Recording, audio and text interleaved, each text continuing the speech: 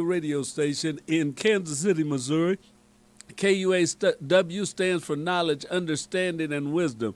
You can pick us up on KUAW.org. That's our webpage. You can also listen to us on Facebook, on YouTube, on Twitter, and Twitch. You can pick us up on the audio side.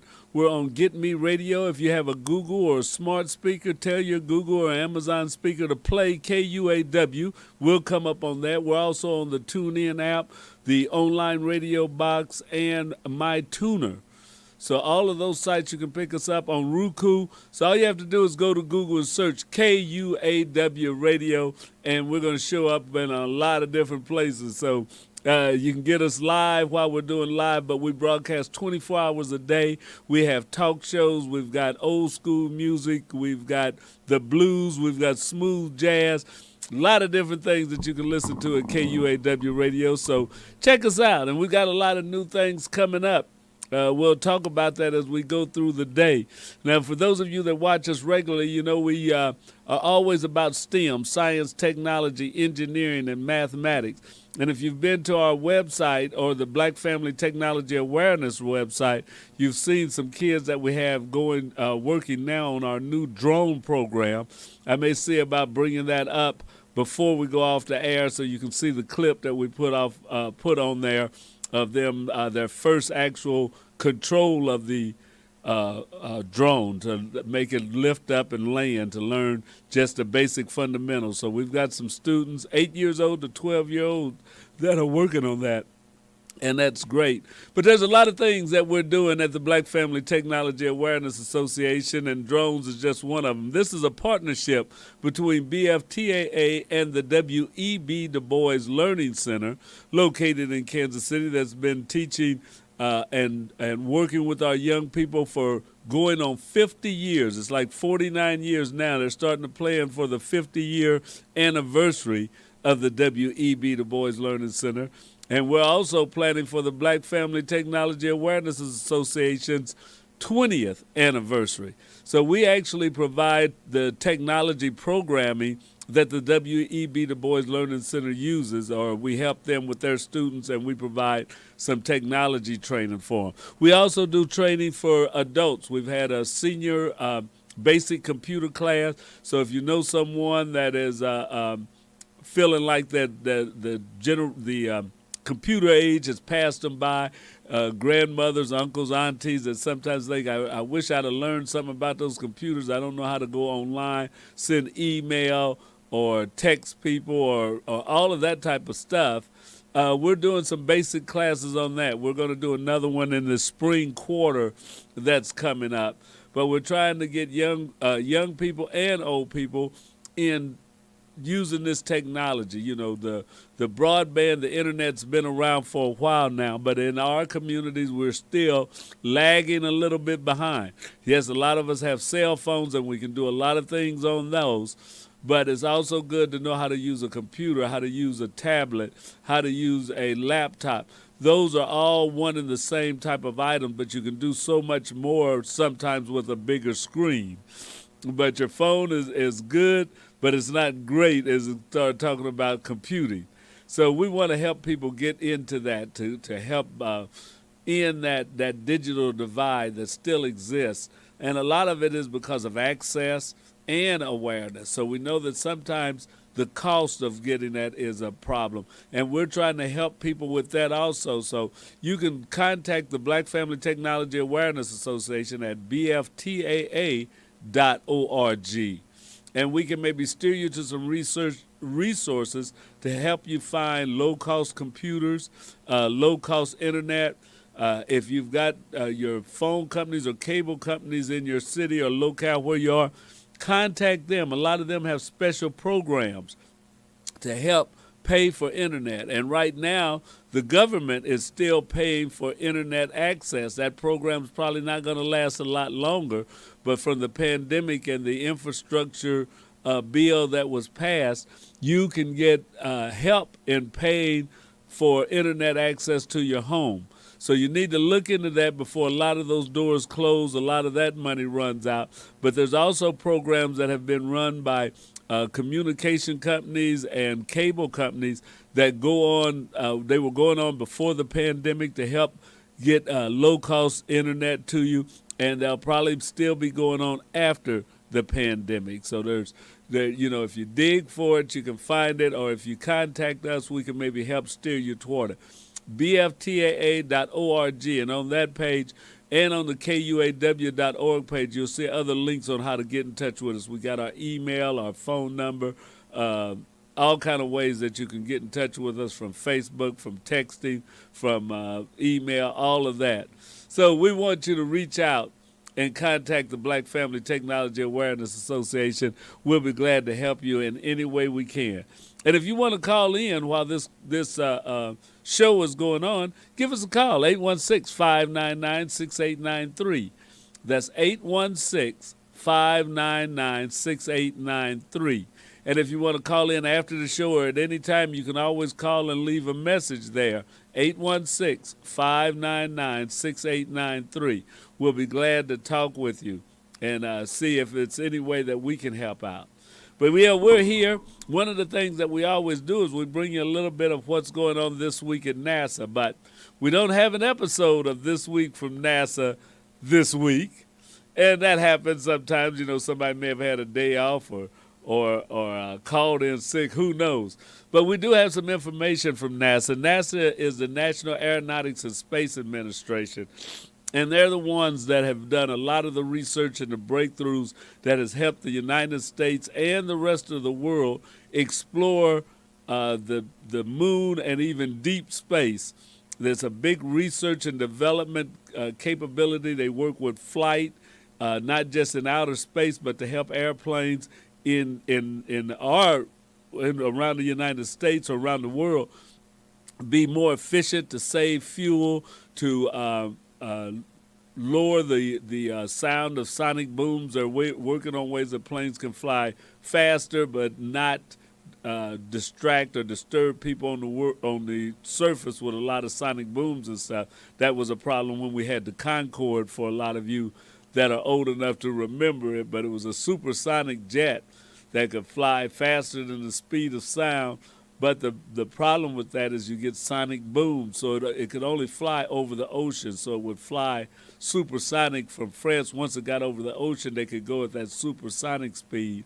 But once they got over land, they had to slow it down. Well, NASA's working on a way that they'll be able to fly over land and not make those loud sonic booms, which would speed up transportation. You could maybe get from New York to L.A.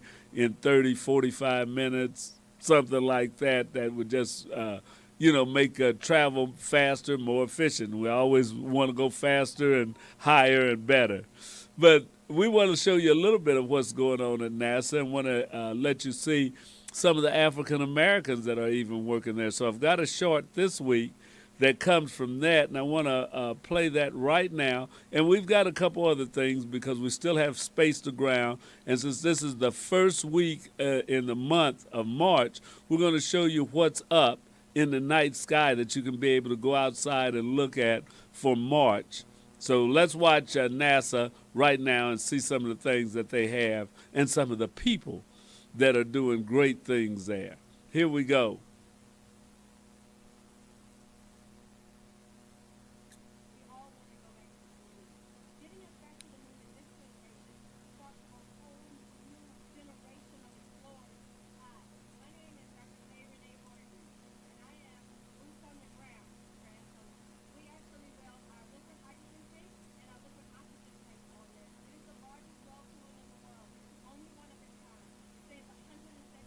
Okay, we're going to start this one over so you can get it from the beginning.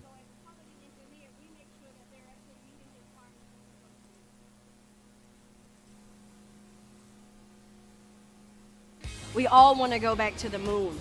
Getting us back to the moon in this generation sparks a whole new generation of explorers. Hi, my name is Dr. K. Renee Horton, and I am boots on the ground for SLS.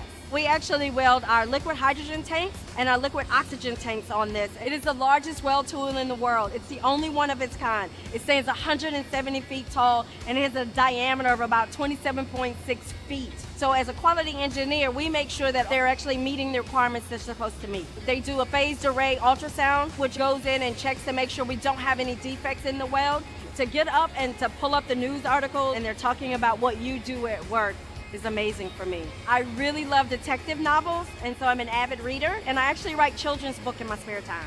My children's books are about Dr. H exploring the universe. Each day I walk into the factory, I know that I'm putting my footprints in history, and that's a pretty big deal for me.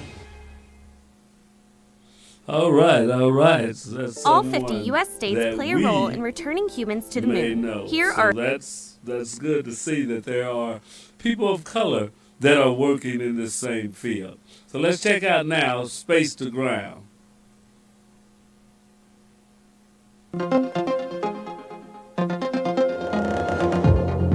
Welcome to Space to Ground. I'm Kayla LaFrance. This week, the International Space Station's population grew by 4 with the launch of Crew 6. 3, 2, 1. Engines full power and liftoff of Crew 6. Go Dragon, go Falcon.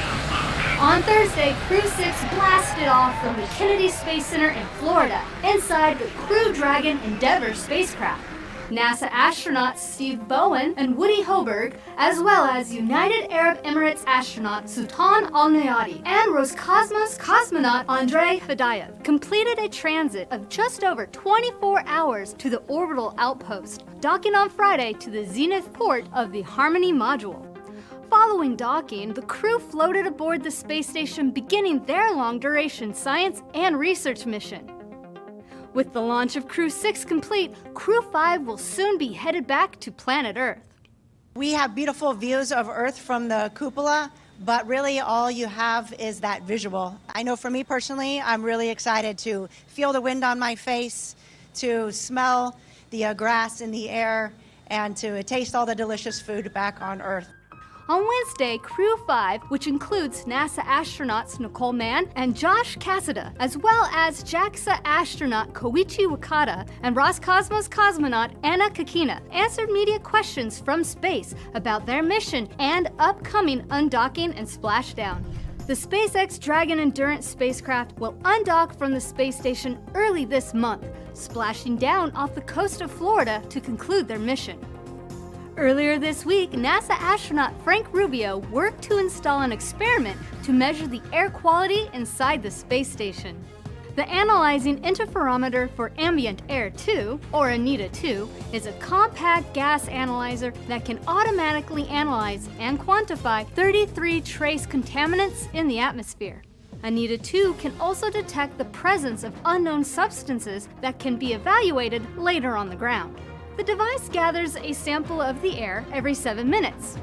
ANITA 2 serves as a technology demonstration in support of the preparation for human exploration missions beyond low Earth orbit.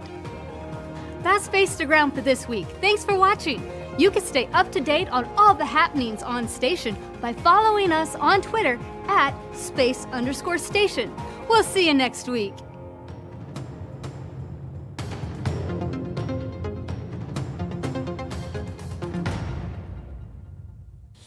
All right, yes, and we have one more NASA short that we want to show you before we go into some more stuff that's going on. So here we go with now, so you can go out tonight and throughout this month and check out some of these things that he's telling you about. And here we go with What's Up, NASA.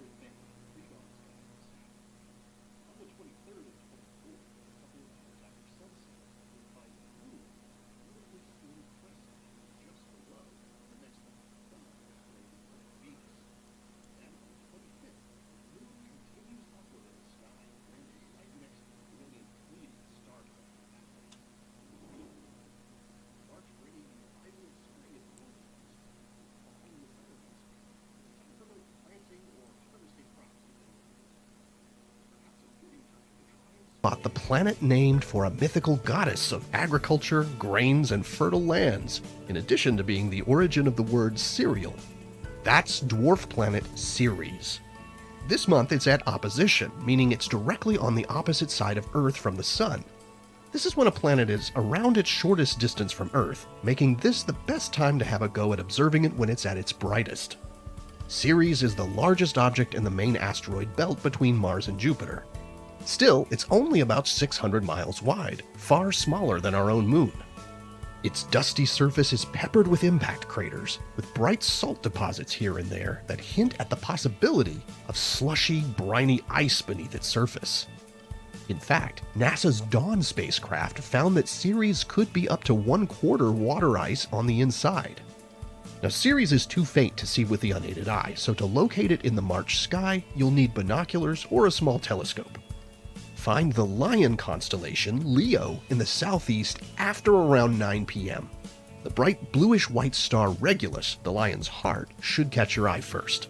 Then look eastward about 25 degrees to find Denebula, which represents the Lion's tail. From there, Ceres should be about 8 or 9 degrees farther east from Denebula.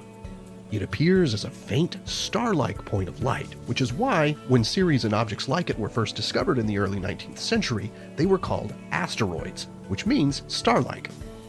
Since 2006, Ceres has been classified as a dwarf planet, along with other diminutive worlds in our solar system, including Pluto, Eris, Haumea, and Makemake.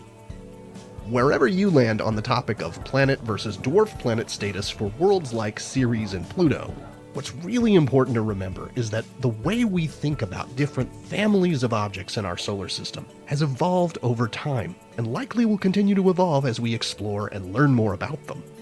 So here's hoping you try your hand at spotting Ceres as you explore the skies above your home planet this month.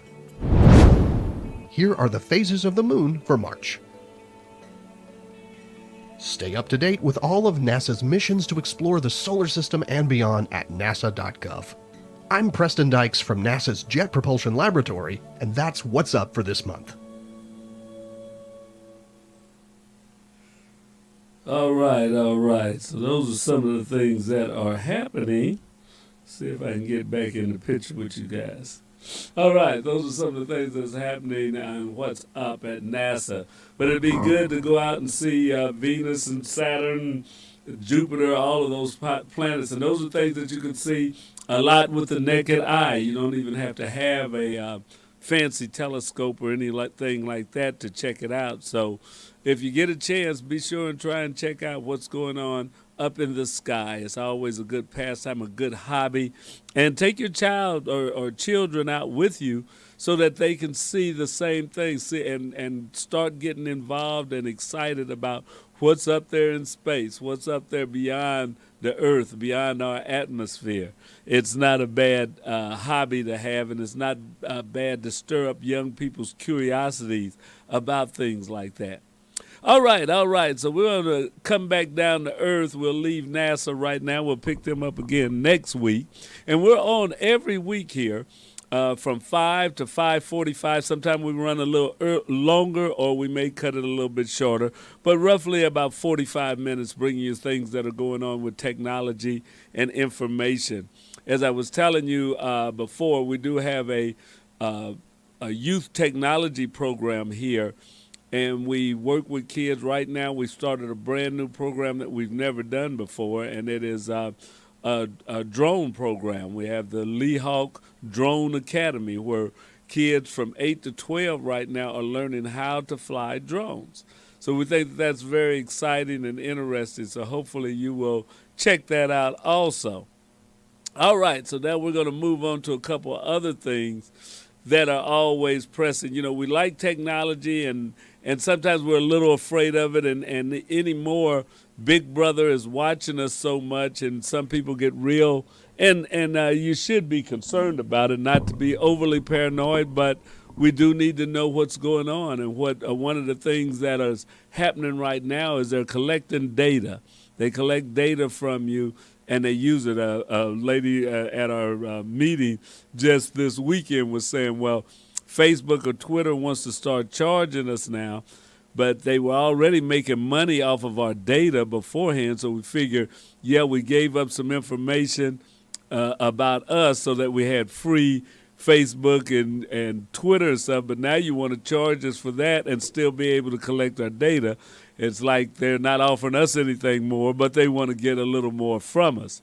So one of the things I was reading, and this is from the Markup, and the Markup is a online paper that gives you a lot of articles and information about technology and things going on. I got it through Mozilla. But it's good to stay aware of this. And this was dated back in February the 16th. But it says, forget about milk and eggs. Supermarkets are having a fire sale on our data. So supermarkets are selling our data, which has become the new big thing. I have a T-shirt that says, data is the new bacon. And that's something that we have to be aware of. So I have friends and other people that don't use the internet or don't want to be on Facebook. They don't want to give away all their information. They don't want them to know everything about you and things like that. But you have to know that there are other ways that they're getting things about you, and some of it you may not even realize. So this is investigation by Joe Keegan, and it was in the Markup, says, when you use supermarket discount cards, you're sharing much more than what is in your cart. The grocery chains like Kroger are reaping huge profits selling this data to brands and advertisers. So when you hit the checkout line at your local supermarket and you give the cashier your phone number or loyalty card, you are handing over a valuable treasure trove of data that may not be limited to the items in your shopping cart. Many grocers systematically infer information about you from your purchases and enrich the personal information you provide with additional data from third-party brokers, potentially including your race, ethnicity, your age, finances, employment, and online activities. Some of them even track your precise movements in the stores.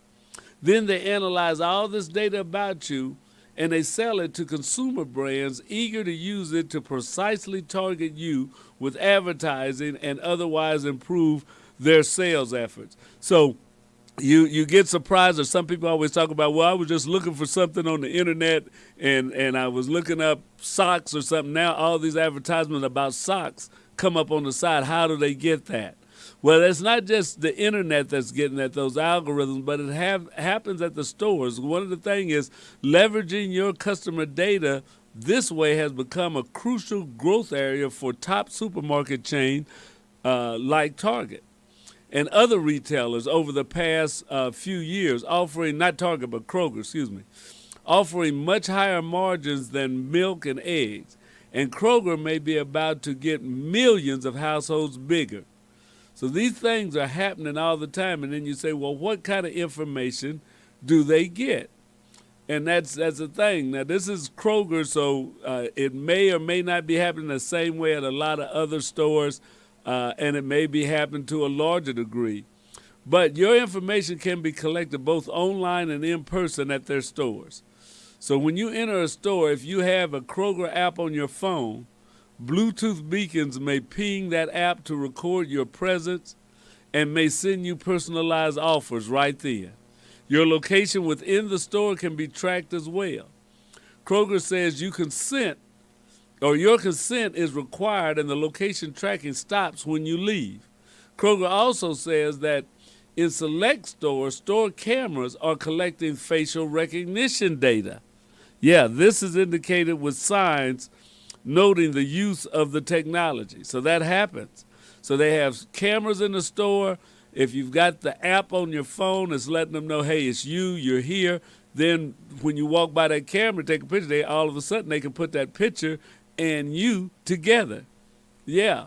So at the register, if you use your loyalty membership card, such as a Kroger Plus or Boost, detailed information about your purchases gets added to your shopping history, tied to a unique household identifier. If you're shopping online at Kroger.com, third-party trackers send your product page views what you looked at. So you went out and looked at your search terms, what you were typing in that you were searching, and the items that you have added to your shopping cart to Meta, Google, Bing, Pinterest, and Snapchat. So that's how they get some of this stuff. You know, a lot of it comes from other trackers that are working either through the app you have or through you going shopping. That information is being passed on. According to the Kroger privacy policy, the company will only collect information when needed for a particular purpose. Now, here is some of the information that the company says it may collect depending upon the specific customer. So check this out, you guys. Personal information, information you provide when you sign up for a loyalty program, your name, email, address, mailing address, phone number, membership ID, and your unique household identifier. Purchase history, historical in-store and online shopping purchases with no time limits on how long the information is kept while you are a member. So those are things you figure that they know. You wrote down and gave them your name, your address, your email, all of that when you applied for the card, and you knew they were going to be picking up when you're shopping. If you didn't know, you should know that, when you flash the card to get that discount on the things, well, it's recording your shopping history. It's letting them know everything that you bought at the store, which is not maybe a big deal, or you don't care about that. Also, your location, your precise location in the store with your consent, including when you enter and leave a store.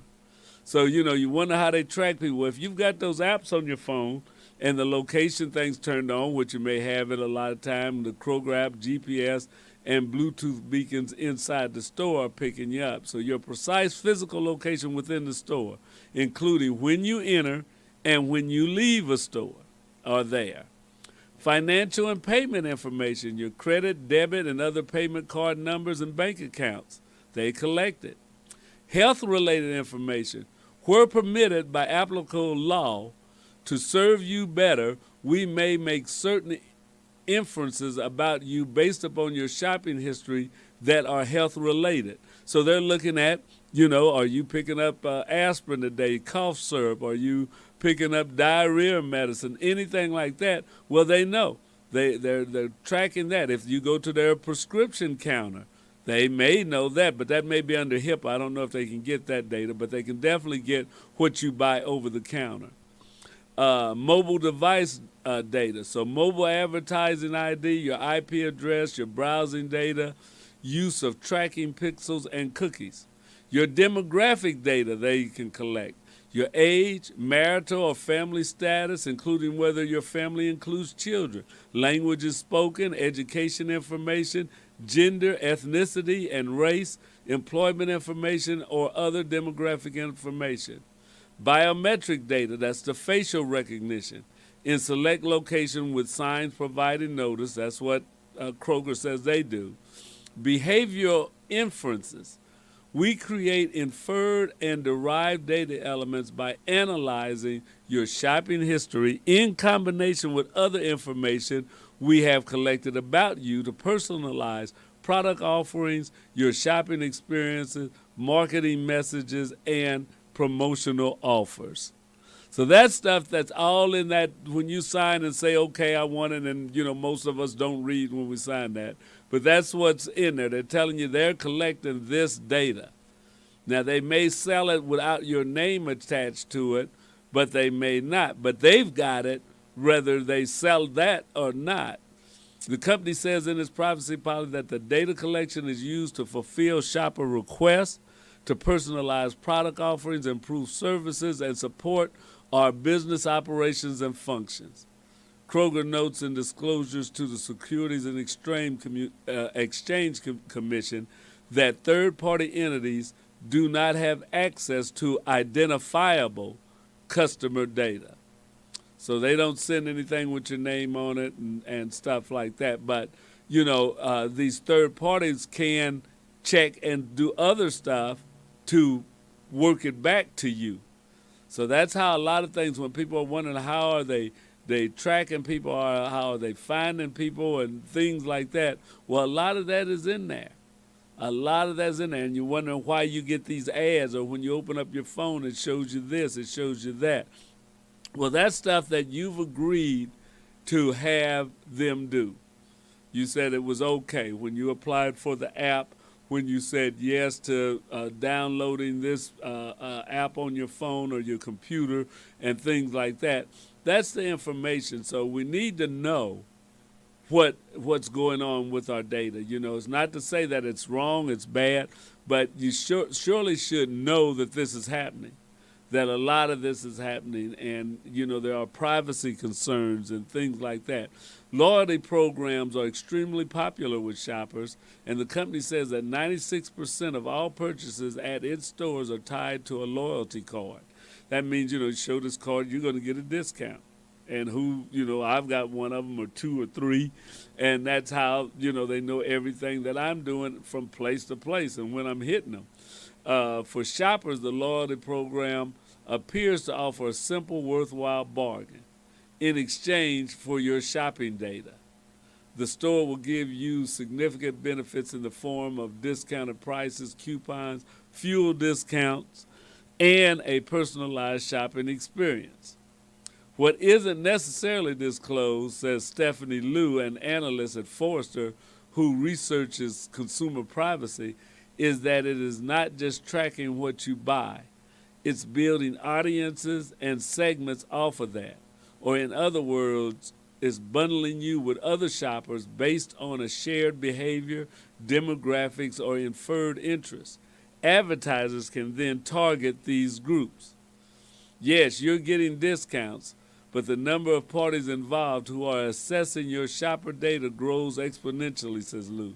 Kroger's privacy policy does not disclose how many companies Kroger shares data with. So, you know, that's the thing about it. It's happening. If you want to read this entire article, you can go to our website. It is on our KUAW.org, and it's on our BFTAA.org.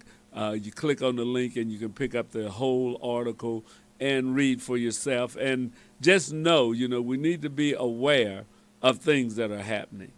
So that's our little bit of security on the internet, or not just on the internet, just around. So when you think by staying off the internet that they're not getting your information, well, if you got a loyalty card and stuff, they're getting information about you that way also. So there's so many ways that we are now giving out data. Data is being collected, bundled, and sold, and that's, you know, one of the reasons that you're seeing these ads, or you get this offer, or you get this email about something, is because these companies buy information. They say, oh, well, everybody that does this, they may not know exactly, but we've got all their emails. Let's send out 100,000 emails, and we may get some few takers on what we have to offer. So your data is being sold just like the mailing lists in the old days were being done for sales. It's just being done on a much larger scale, much more business is involved in it. So I want to go and see if I can bring up my Facebook or YouTube video, and I will, if I can find the one that I posted with the kids and everybody else on there, we'll put that up so you can see what our youth are doing. I've got it on my phone. I guess I should have just downloaded the videos into my phone, and you would have it there. And it might still be something that I'll have to do, because there's no telling if this is if I'll be able to find it right quick. So I'm trying to hang on, bear with me, see if I can find the video, and then I'll see if I'm able to play it for you. Let's see, okay, we're in Black Family Technology. Let's go to videos. I see me on there right now. Okay, here it is. Now I gotta see if I can get it to you guys. You probably hear the music, but you're not seeing anything. So we'll have to, let's see if we can cut that off. All right, so now pull that in, and I'll have to see if I can get it to show up. Maybe, maybe not. But hey, that's one of the good things about the internet and what we can do right now is a lot of times we can bring in a lot more information and show it to you right now. So we try and use this technology the best way we can. Okay. Now, okay, let's see if we can bring up and you can see our young people as they do their first flights in the Lee Hawk Drone Academy that is being hosted by the Black Family Technology Awareness Association in the W.E.B. Du Bois Learning Center, and their kids are meeting every Saturday to learn about drones, about flying drones, and then the entrepreneurship is how to make money in businesses using drones. So here we go. Let's see if it'll work.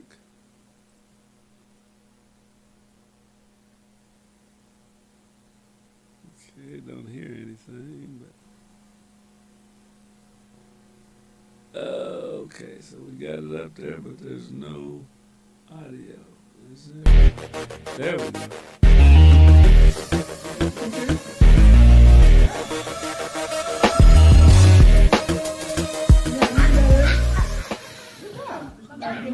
Line across. All right, we gotta watch it. My visual observer, are we moving? Are we good? Good. Yeah. All right, you did a good job. All right, Josiah, you ready? You gonna do it? Is this how your drone works? No. Okay. Nope. We need to try something new. So you can hold on to it. We're gonna take off. All right, land. Good job. Can we do it again? Yes. Right. Yes. Hit the land. No. Land. You hit the stop button. So when you hit the stop button, it keeps it from going. So just do the take off and land. Okay, so this time, slide to the right. All right, and land it. Good job. Now, if you change your mind, you're like, oh, I really didn't want to land it, you should let it come on back. You know where it said stop? You can hit that stop button and it'll hover and it won't fall down. Okay, who's next? So you see how it kind of floated over? That's why we're not taking turns yet, because we don't know how it's going to float yet. We want to make sure you have good control over your controls. All right, you ready? Ready for takeoff? I don't. Just press the button. That's all you got to do. You can do it. Just press the button. That's it. Slide it over. That's it. All right, land. Good job.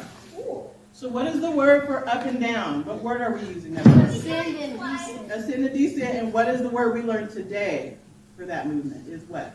Start with the T. T-H. Throttle. Remember, throttle is up and down. Throttle is up and down. Now, you guys, I remember I told you that it was floating. So I need you all to be my visual observers. And if it's getting too close to the table, or too close to me, or too close to whoever our controller is, you have somebody to say the person's name and say, hey, you guys are getting too close. Let's move it away. Can we practice? All right. Michael, you ready? All right. I think you're probably ready to fly, huh? You said you've flown a drone before, but we're just going to do takeoff. So takeoff. Slide it up. So you're throttling up. And let's land it. Throttling down. Why doesn't it go higher? Because if we go higher, that means we're actually controlling, we're flying the drone. If it goes high, that means you have to be ready to turn it. You have to be ready to go back and forth, and we're not quite ready for that. But next week we're going to work on that. So yeah. I need everybody to be confident, because we're going to go side to side, and we're going to do some circles. Y'all ready for that? All right, come on, Lee. I'm going to hold it. I just want you to press the button.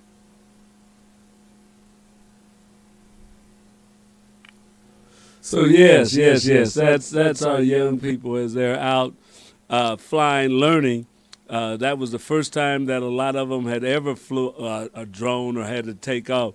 So we're so glad and so happy that we can help our young people learn and expand their knowledge and stuff. They'll be back here again Saturday. We'll be working with them and doing even more. So we're going to be bringing you more videos, and you can see as they develop, as they learn a little bit more, as they grow a little more. And then we'll also let you know if we decide how we can build this program or how we can as they say, get more people involved. So if you know someone that flies a drone that maybe could help us out on Saturdays with more kids, we'd love for you to have them contact us. They can contact us at the Black Family Technology Awareness Association, BFTAA.org, or at KUAW Radio. And you can give us a call at 816-599-6893. So we're trying to build this up.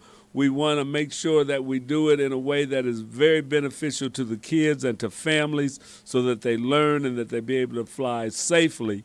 But this is a pilot program we're doing with a few kids, but we'd like to work with even more kids, but it takes more volunteers. We need more assistance to help us grow this program so that we can expand it, so that we can, build it up more and more. So be sure and get in touch with us. I want to thank you for joining the KUAW, BFTAA, and more show today.